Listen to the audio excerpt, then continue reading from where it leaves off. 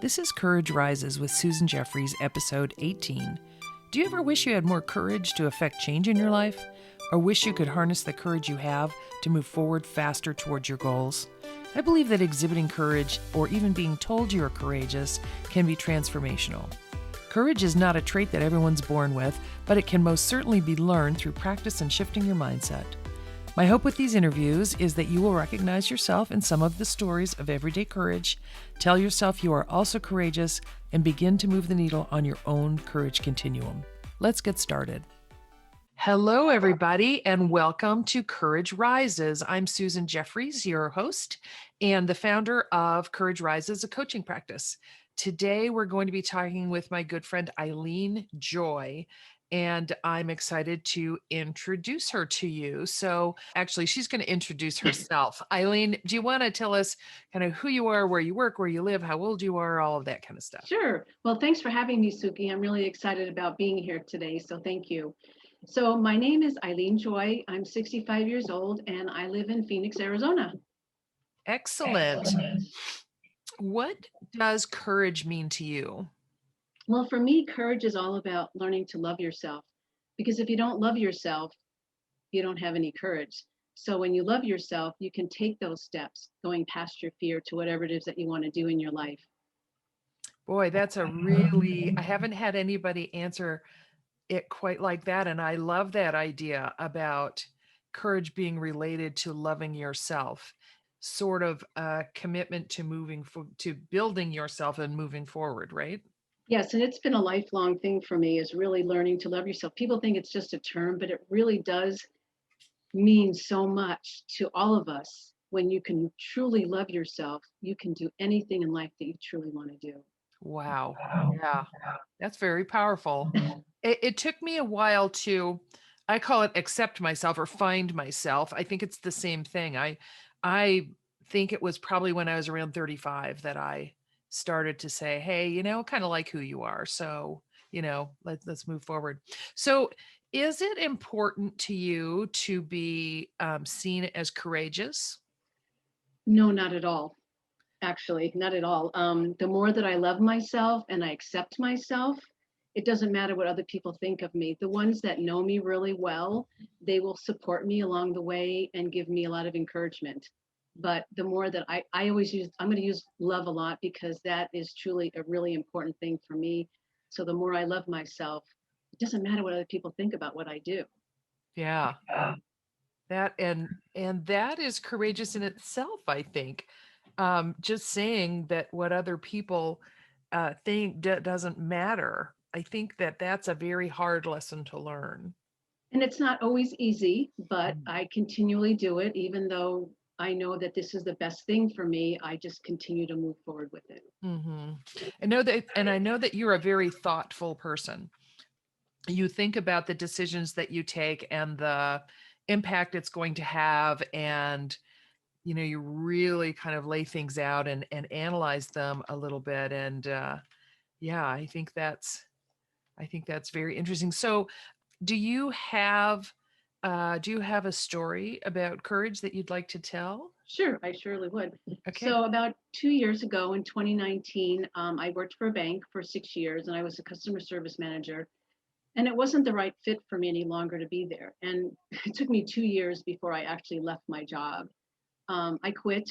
I didn't have a job. I didn't have any income or anything, but it was the best thing for me that I could have ever done.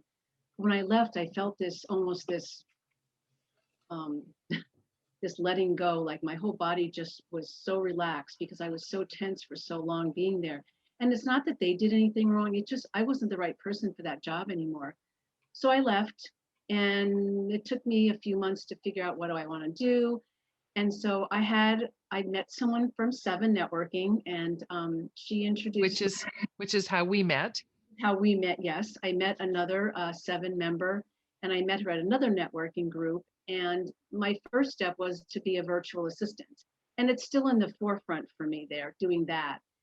And I met somebody at another networking group, and she was talking about becoming a notary. Mm. I said, well, I'm already a notary, so why can't I do that to myself? So she gave me some hints as to who to reach out to, who to talk to. And then one step last year through the pandemic, I worked really hard at it. I met all these people. I was on Zoom calls about being a mobile notary.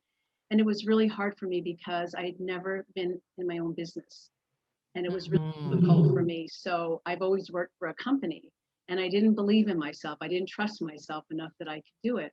So I started my notary business, and I drug my feet. Did I say that correctly?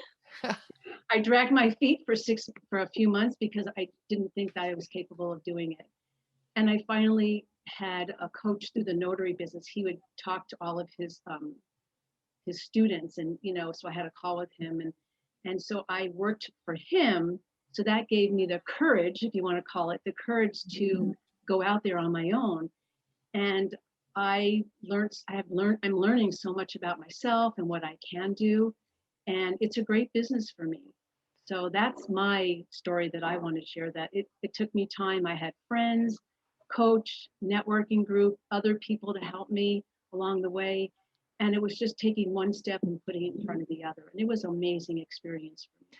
Yeah, that's so I remember a number of those phases in your life because I was around 2019, I think is when I started going to the networking group, and you were a virtual assistant. I remember talking to you about that, and then you were talking, and you're also with Send Out Cards. That is correct. Yep, and I remember you talking about being the notary, and I also remember talking to you about a year ago when you were, oh, not even a year ago, 6 months ago, when you were still very nervous to get out there, and you started working for the gentleman who helped you start out and gave you that confidence. And I remember when you said you weren't ready, which, most of us thought you probably were. But so what, how did you get over that hump?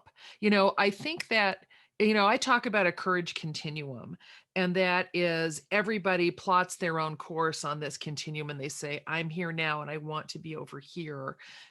But sometimes it's hard to take those. Some people will take small steps and that's difficult. Some people will take big steps and it's easy.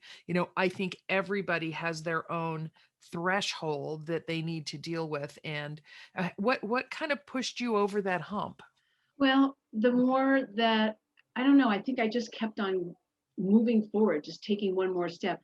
I have to go slow. I can't go big. It doesn't work for me. I just get totally overwhelmed and I want to walk away from the situation. So I just did one thing at a time.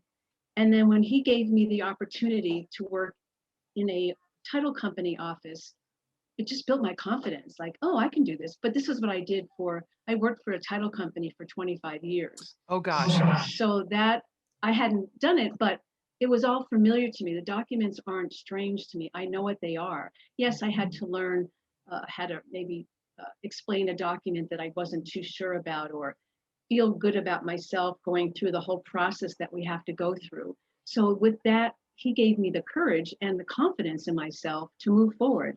And from that point on, I just took one more step, one more step. We get these texts from companies to accept or decline. And I'd look at my phone and I wouldn't do it. I ignored my texts. But then I started to accept them because that was the only way that I would get past my fear, because it was too scary for me.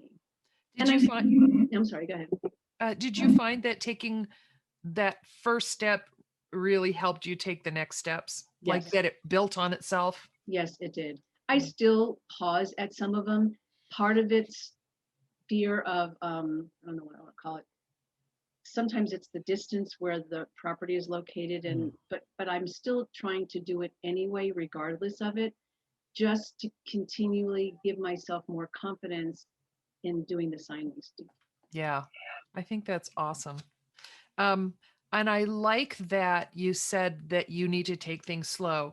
I have interviewed a lot of people who take big, bold steps, and that's how their courage works in their life. But, the courage that you exhibit in putting one foot in front of the other is the same. The step may be smaller, but it's the same. I think it takes the same amount of angst and worry and that sort of thing.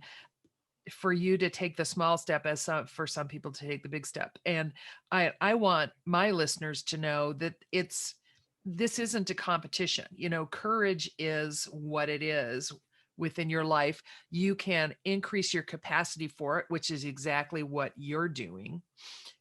I think that, you'll look that this continuum concept is that, you take very small steps and you don't really know that you're doing something, that you're moving the needle along until you get farther down the track and you look back. And that's what I see with you is, look down the track 6 months ago and you were a very different Eileen than you are today. Thank you. Well, it took a lot of guts, Hmm. a lot of walking through my fear and facing myself. That was the other piece. I had to face a part of myself that I didn't like, and that's like very important for me is facing yourself. And so what part of you didn't you like? Oh, didn't feel very good about myself. Oh, okay. I Just just in didn't feel, general. just in general, I didn't feel that I was good enough to do this job or I was capable of it. But the best part of my job is that I love people. And every job that I've ever had in my career has always been in customer service. And I love meeting people. I love connecting with people. I love talking to them. I find out so many things about people. And that's the best part of my job. Hmm. So that's what I love the most about it. Yeah, that's really good. That's great. I'm really proud of you for taking those steps and moving your needle along the courage continuum. Thank you, Suki. It's been a journey, and I still have a lot more to do, but Don't that's we all? okay. I know, and I just continue to just keep on taking those steps as best I can, and I do go backwards sometimes. But when I find myself going backwards, I try to take 3 steps forward. Yeah, it's about being conscious of what you're doing. Right. Everybody backslides, I think, depending on the day. Not everybody has a lot of self-confidence every single day. Yeah, I'm proud of you for moving that along. And you did all of the things. You got coached and you read and you found out more about things as you went along. And that's a very brave thing to do. Yeah. Thank you. It's been fun, and I'm looking forward to even more excitement in my life. I'm really excited about that as well too. Well, that's So good. That's thank good. you.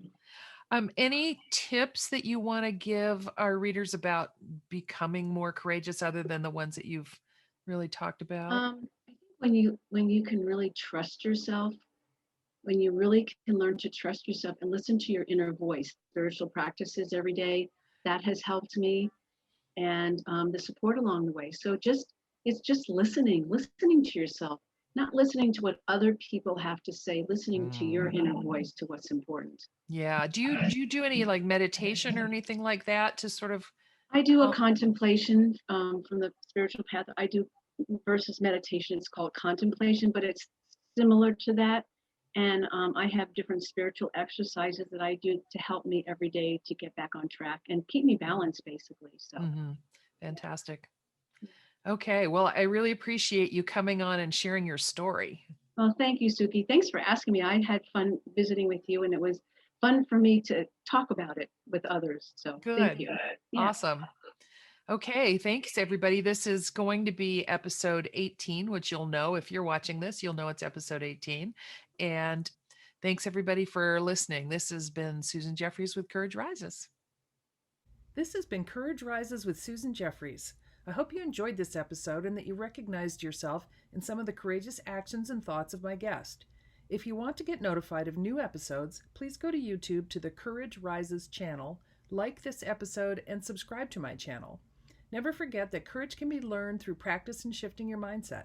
If you have a story of courage to tell, or you're immersed in this subject matter, or if you'd like to learn more about moving the needle on your own courage continuum, you can email me at susan@couragerises.life. I'd love to hear from you. Thank you.